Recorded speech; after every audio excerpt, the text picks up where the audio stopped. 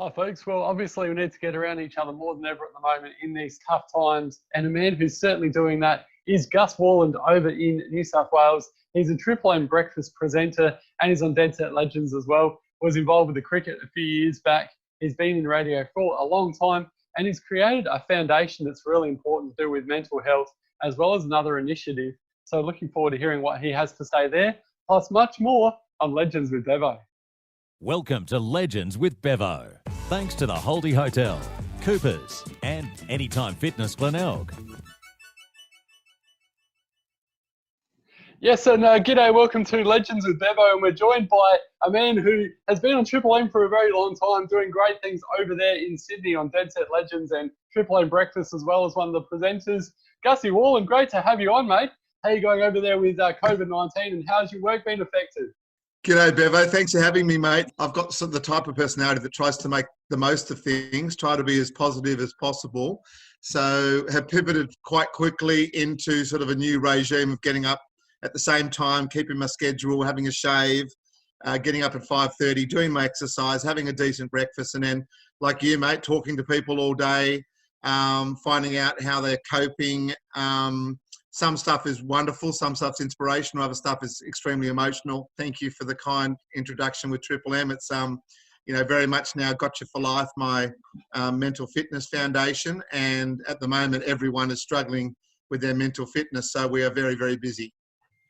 And obviously, you started this foundation you've just mentioned, Gotcha4Life. It all started because you sadly lost one of your close mates to suicide. Talk us through the foundation and what it's all about and how people can get involved.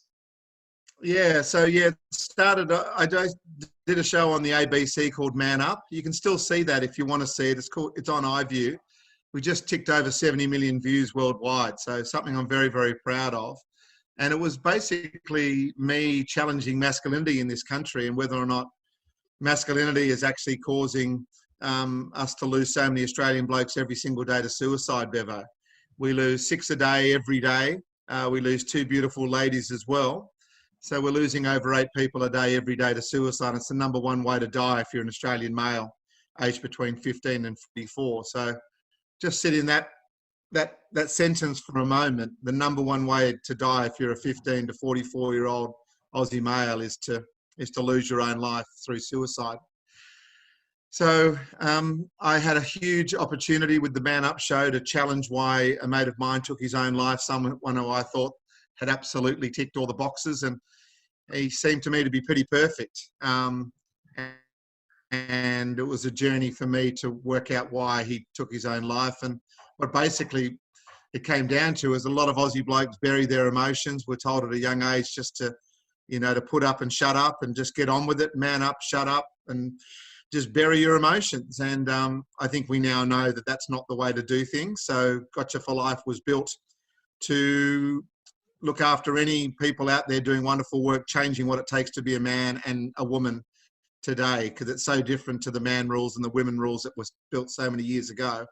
And then giving the blokes the emotional muscle to actually have a conversation, to start that conversation and to have a chat like you and I now, with a bit of honesty, a bit of vulnerability, and without any BS, because it's fine to have those conversations with your mates, talking about sport and the weather and work and that type of stuff and having a joke. And I love that larrikin part of Australia, but there's got to be someone in your life that you can share stuff with that's really important. And you shouldn't be burying the emotions that you have, and you certainly shouldn't be worrying alone. So Gotcha4Life was built to go around to schools and sporting clubs and do our best to sort of teach Aussie blokes and young boys what it takes to be a man today. And it's okay not to be okay. Well done, mate. That's just so awesome you've created that foundation, and credit to you and everyone involved in that, because like you said, it's such an important thing, and those sort of stats are just, it almost brings you to tears, doesn't it? It's horrible. And I guess the good thing is that, there is more awareness out there about it, and obviously we're reducing these numbers. But more needs to be done for sure. Yeah, I mean, the thing, Bevo, is that we can talk to the cows come home about awareness, but we've got to have action behind the awareness. That's the most important thing. I think if you ask people now how are you feeling, they're more likely to say, oh, look, I'm going through few things, but she'll be right, mate, and that's sort of the end of the conversation. And someone might say, oh, look, I'm here for you if you need me. You know what I mean? So it's on a level that is still caring and loving, but it's on a very surface level. What we need is your best mate to turn into your best friend and to go, you know what, let's just sit for half an hour and just dig down a little bit more on how you're actually coping and share with me how you truly feel with honesty and vulnerability. And then that mateship turns into friendship and becomes even stronger. It doesn't mean you have to have a deep and meaningful conversation every 5 minutes or burst into tears, but you should have someone that you're completely and utterly vulnerable with, so you can get all that stuff out, because otherwise it's just a pressure cooker of shit that is just building and building and building, and eventually, like anything, it's going to explode. And that may not be suicide, but it might be anxiety, depression. It might be just you not living the fullest life that you possibly can. So if you have someone you're sharing stuff with, it is hugely important, I believe.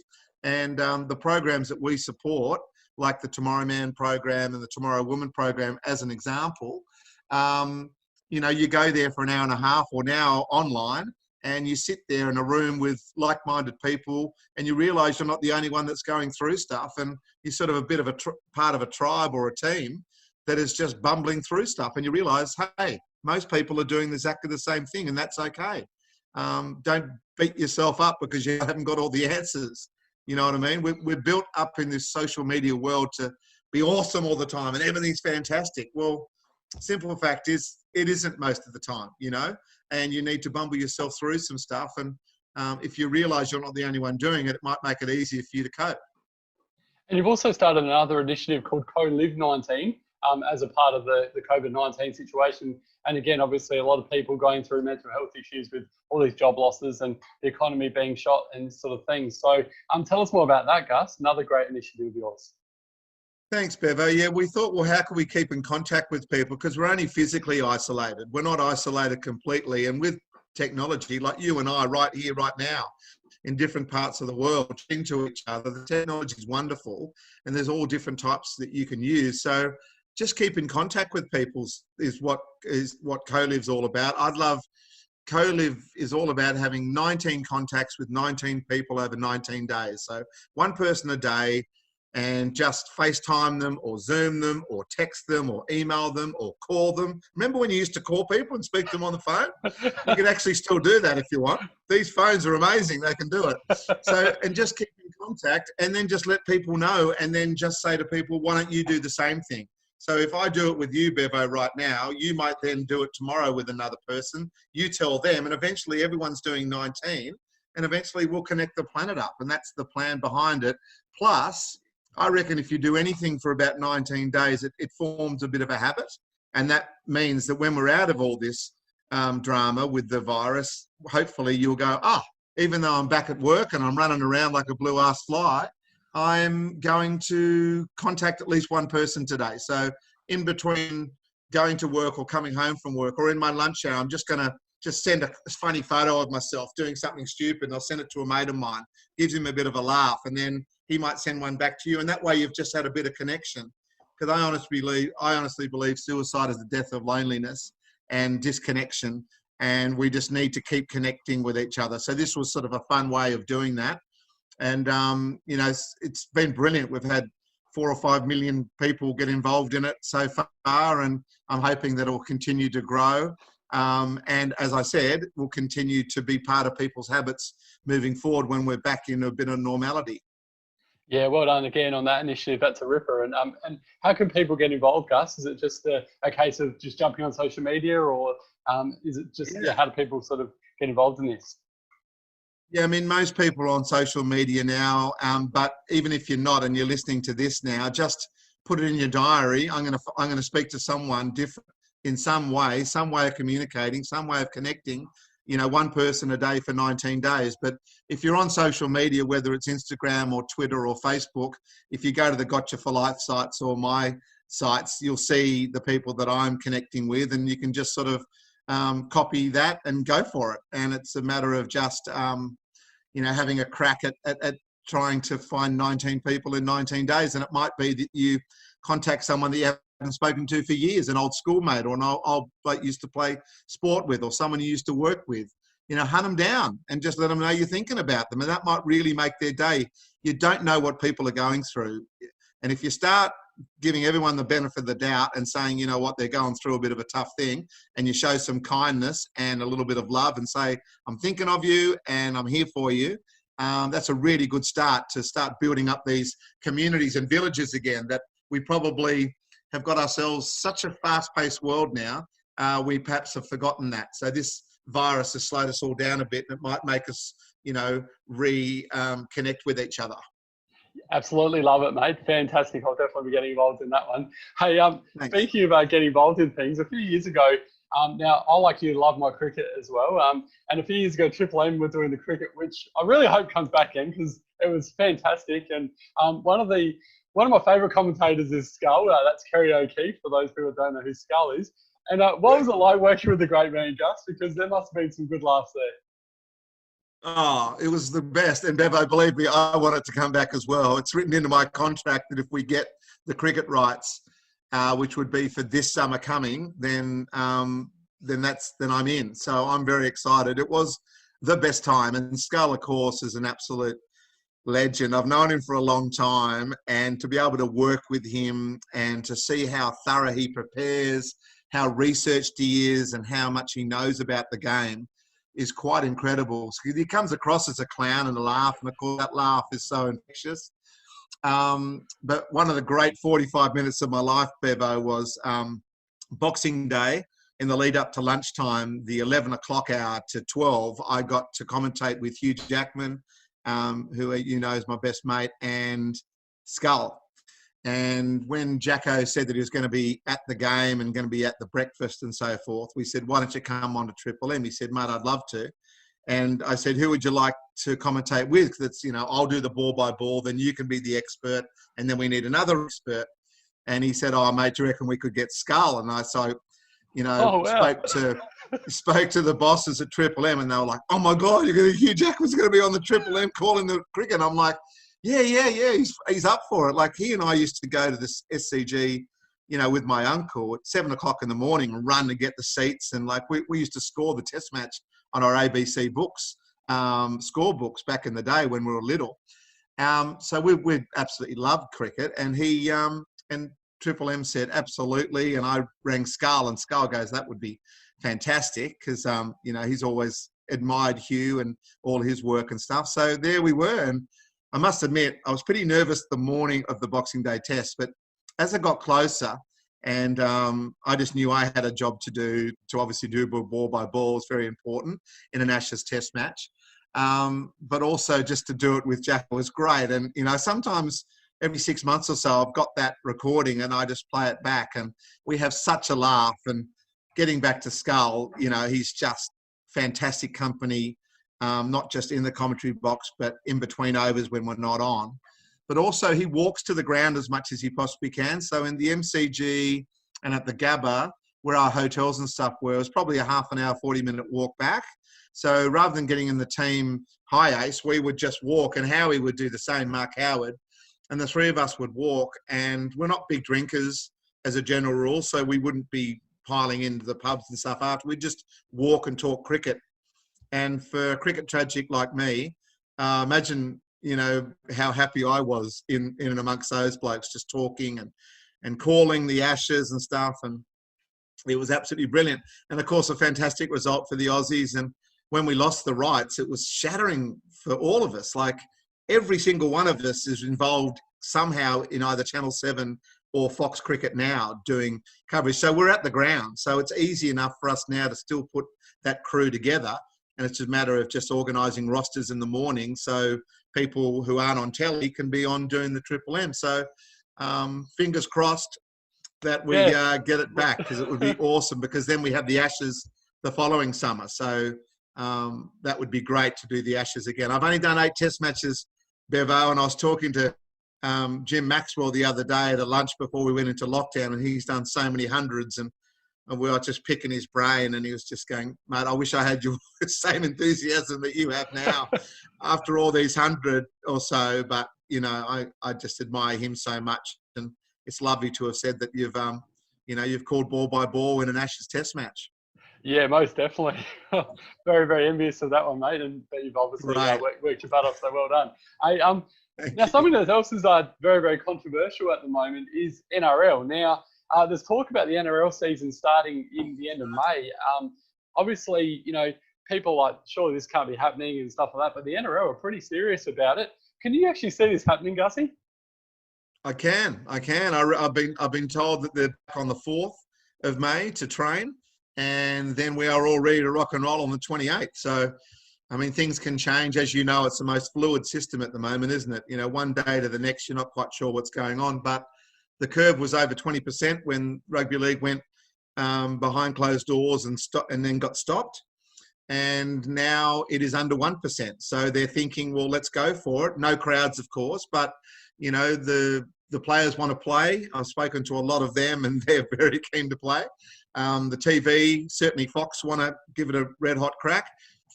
So, Volandi seems to be very, very pumped. He's got everyone's support. So, let's hope so. I as long as it's safe and the medical people given the tick of approval, I cannot wait. There's only a certain amount of Netflix you can watch, Bevo. You know what I mean? I agree with you, mate. And I'm the same with the AFL. I just want that to start. And obviously, some of the old games are great to watch. But yeah, you want to see like the new stuff, the modern footy, and yeah, let's get that back as well, I reckon. Who do you support in the AFL, Bevo? I'm a Power man, so over here in Adelaide, it's Power or the Crows. Yeah, definitely a big Power man. What about all yourself? The Crows? I thought it's one or the other. Surely it's one or the other. No, I was just going to say, yeah, Port all the way, mate. The Crows are the biggest rivals. That's like Collingwood and Richmond and West Coast and Freo. It's pretty big over here. So, the showdown should really be prime time. Even over in Victoria, they love it. So I reckon even over there in the Eastern States, surely you can agree that we deserve a Friday night game for the showdown, surely.